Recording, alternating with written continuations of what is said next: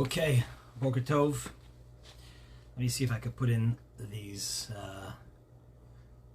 Let's see if it works, because some people have complained that the sound of the video quality could be better. So, okay. Everybody, Boker Tov, good morning. I'm glad that you are joining us today. Honored that you're joining us today. So, today's class is in honor of Memorial Day, and we always start first with a bracha that we say on our coffee, and hopefully you could answer Amen. So, Baruch Ata Adonai Eloheinu Melech HaOlam Shehakol Nihiya Bidvaro. Okay. So, I want to also finish off a discussion we had last week by starting a story, a personal story that happened this past Tuesday as I was traveling from New York back here to Florida, JFK, Florida. And this is a bit in continuation of last week's discussion regarding the situation in Israel. And I'm in the airport. I'm coming back, and as some of you know, we are honored and we are fortunate that our mother-in-law, in other words, I say my mother-in-law, my wife's mom, lives with us here in Florida. We flew in for a simcha, for a joyous occasion, for a wedding in the family. And on Tuesday we were heading back. My mother-in-law was a little more difficult for her to walk, so we ordered airport wheelchair service. And so we have someone who to me appeared to be of, Indian, from India. Very nice, very fine, and he's helping, he's assisting and bringing my mother-in-law with us to board the plane eventually. And he says to me, "Is it okay if I ask you a question?" And somehow I had a sense, I had a feel that it'll be related to the situation in Israel. However, I did not really expect it to be as direct as I will explain in just a moment. And I was taken, and I was actually shaken up by the question. It took me a couple of days to get over it. We're talking about the Iron Dome. We all have our own sort of internal Iron Dome, where most things that come our way, we sort of deflect.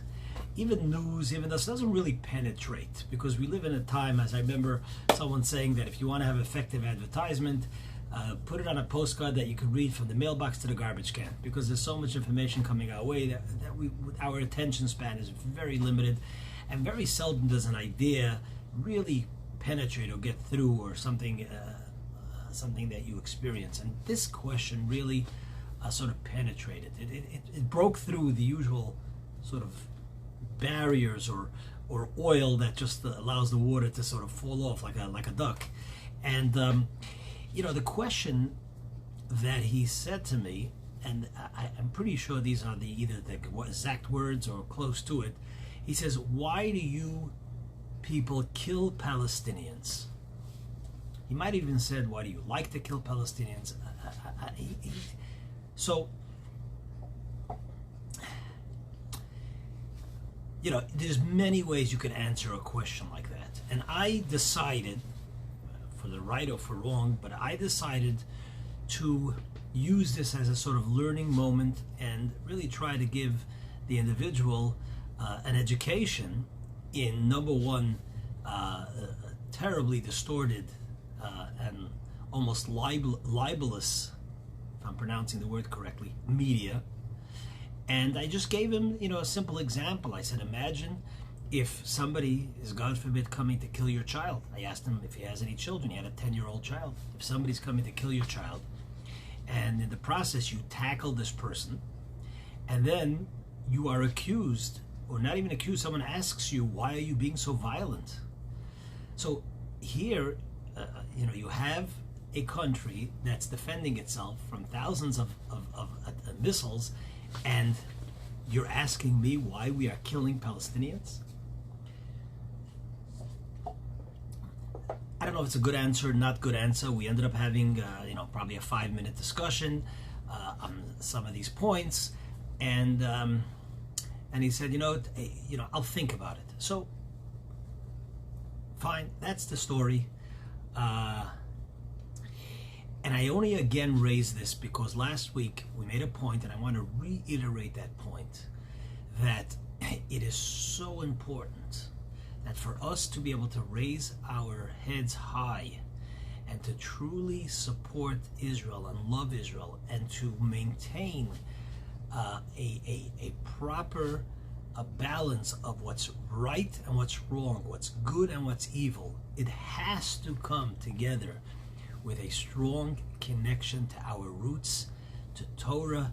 Otherwise, unfortunately, as I see even young Jewish kids, whereas our parents felt that the support of Israel and Zionism was enough to maintain your Jewish connection, we see today that it's not enough. It's just not enough. It was never enough, but it's even seen more today.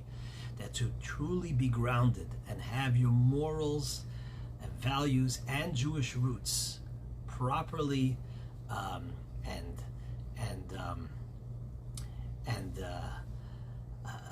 normal, just normal. Forget about you have to be grounded in God's wisdom, in our tradition and in Torah. So I just wanted to reiterate that point based on a personal experience. Now, to move on to the next discussion, and somewhat it's related as I'll maybe try to put the things together. To move on to the next discussion with regards to Memorial Day is, and I want to admit that there are some key points that I wanted to research more, and I just didn't have the time to do this properly. I might really give more classes as we break some of these things apart, but I want to just give a little bit of a tribute, and an important tribute to Memorial Day. And as a result, American values and Jewish values, do they jive? So what are some of the core American values? And if you look into the Constitution, you look into the Declaration of Independence and so on, some of the amendments. So of course, and I have the Declaration here of Independence open in front of me. So we all know that one of the key principles of the Declaration of Independence is, here we go, where is this? Let me read this. We all know that. Who is this? Why am I not finding it? Okay, we hold these truths, right? We all know that. We hold these truths. We've all heard this multiple times. We hold these truths to be self-evident that all men are created equal, that they are endowed by their Creator with certain unalienable rights, that among these, though these are life, liberty, and the pursuit of happiness. Okay? And it goes on, of course, to say that the government is for the people and represents the people, etc. We know a lot of these ideas, very, very important ideas. And that is part of what Memorial Day is all about, because our soldiers fought to uphold these principles, to defend our country, and to defend these principles. And we owe them a tremendous debt of gratitude is an understatement, because they have made the ultimate sacrifice. And therefore I want to point out, talking about Israel and values and Jewish values. So of course the value, freedom, which is probably the most important value of this country, is a Jewish value, a Torah value, which was underscored and taught already thousands of years ago, where freedom was definitely not taken for granted. And people were often treated like cattle. It's just the way it is. And the Torah, which the Declaration of Independence is very much based upon, very much talks about the rights, and there are so many laws that our country's laws are based upon, but there are so many laws in the Torah and in the Talmud that secure and highlight the rights of an individual, property rights, etc.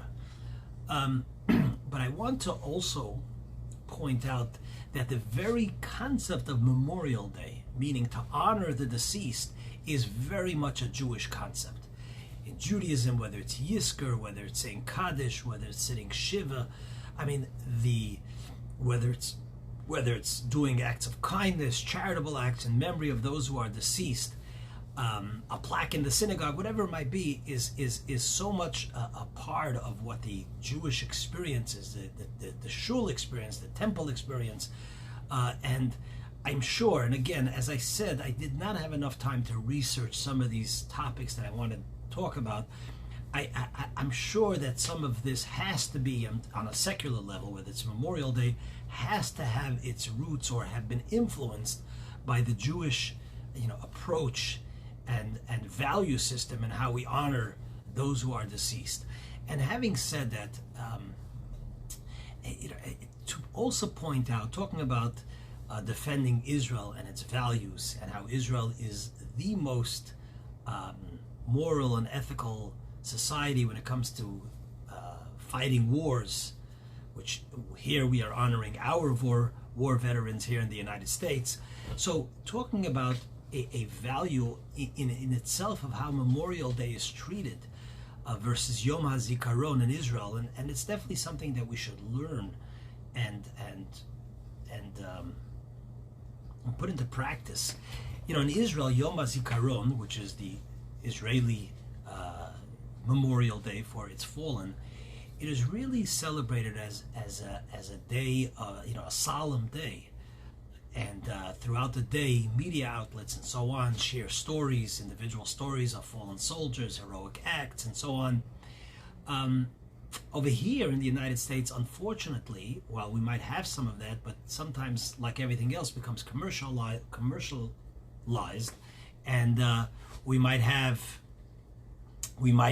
a lot of good sales on Memorial Day, which is all fine and good, but we definitely should remember that Memorial Day, and could be that in Israel, because unfortunately it's such a small country and it's in a very, very tough neighborhood, and there's basically every family is in the army.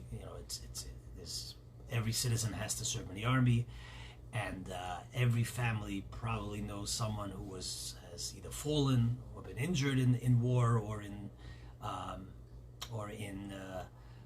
different activities, sort of not necessarily war, but in protecting the country. So it's felt perhaps a lot more than here in this country, where most of us might not even know soldiers personally, never mind a soldier who tragically lost their life or was wounded and so on. So maybe that's part of the reason, but nevertheless, we definitely could learn from that. And a Memorial Day is a time that maybe, in addition to having a barbecue and going to the beach and finding a good sale, which is all fine and dandy, but definitely, how about we take time to read up on our own, and read up about our soldiers, and read up about their sacrifices, and perhaps share it with our family and share it with our kids, so that they truly appreciate, number one, what American core values are, whether it's freedom of speech, and some of the other core values as articulated in our Declaration of Independence and so on.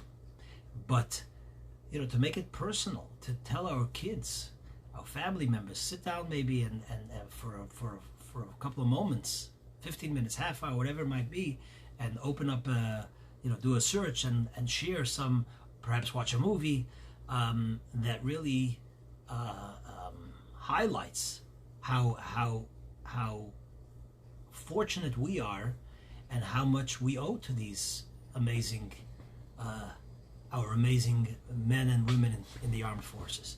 So that are my thoughts. I really wanted to also discuss, some of the other principles and freedoms and amendments. The right to. We've done some classes on some of these ideas and some of these principles, but I wanted to do more, and I did want to do more research, and we'll do so. I was just somewhat a little bit more hectic and limited in time, and I did not have the enough time to do the proper research.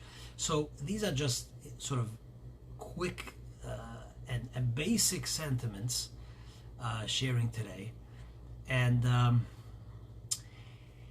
again, as our objective is that to how these things jive with Torah, I would say not only jive with Torah, but they probably are very much influenced and having its origins in Torah and in Judaism. Now, some of these principles, let's say freedom of speech, might maybe have certain limitations in Torah that our Constitution does not give. We don't have the freedom of total speech. You can't blaspheme God. There's certain limitations of what we could say and what we can't say based on religious teachings. But at the same time, I would say like this, that Judaism probably encourages freedom of speech probably more than many other religions. I'll say that, because Judaism actually encourages us to question. Judaism, the whole Talmud, the whole commentaries on the Torah are very much based on discussion. It is not just like a book of doctrine. And there are some foundations, there are some guidelines, yes, otherwise it wouldn't be a religion. But at the same time, there is infinite, or almost infinite amount of commentaries. And everybody is encouraged sort of to analyze, to give input, to question, to add thought. That's a very, very strong element of freedom of speech within religion, which is usually approached and viewed as something which is extremely rigid and based on doctrine. And here, yet, Judaism, everybody, in fact, in the Amidah prayers, we say, we end off every one of the three Amidah prayers that we say every day. We say, Yehi ratzon lefanecha, sheyibaneh Beit HaMikdash, may the Beit HaMikdash be rebuilt, v'ten chelkeinu b'toratecha. Give us our part in your Torah. So what does that mean, give us our part in your Torah? So more articulated sort of by the Kabbalists and the mystical teachers of the Torah is that every single one of us in our soul has a certain part of the Torah that only we can reveal, and we ask that we have sort of the piety, the dedication to the truth of Torah, that we should merit to reveal that part of God's Torah that we're meant to reveal to the world by our analysis, by our questioning, by our resolving a difficulty. So even talking about freedom of speech, while it has limitations which might not be in full sync with the American interpretation of freedom of speech, but it very much sort of jives in its theme in some key areas, not in all areas, but in some key areas, as just explained. So there is really a lot of beauty in all of this, and I would say especially us members of the Jewish nation, which, while on the one hand there is definitely concerning about the rise of anti-Semitism in this country, which needs addressing, of course, and it's just so unfortunate, because hate in any way is so unfortunate and harmful and hurtful to all. Why people would feel that need. But on the other hand, we who have gone through in every generation have been targeted and have been persecuted. So for us to be able to flourish here in this beautiful country, which is all based on its principles and its core foundation, is something that we owe God such a tremendous thanks, and of course, on Memorial Day, to our soldiers who have fought and continue to fight to preserve those principles. So that's sort of my just general thoughts of the day. Some of this needs more research, more thinking, and I'm sure we will talk again. So you're welcome to share this with others. Thank you for listening. Enjoy your Memorial Day. It should be a meaningful day. If you see a fellow serviceman, of course, give him your thank you, and pray for the well-being and safety of all our men and women in the armed forces. Have a fantastic week.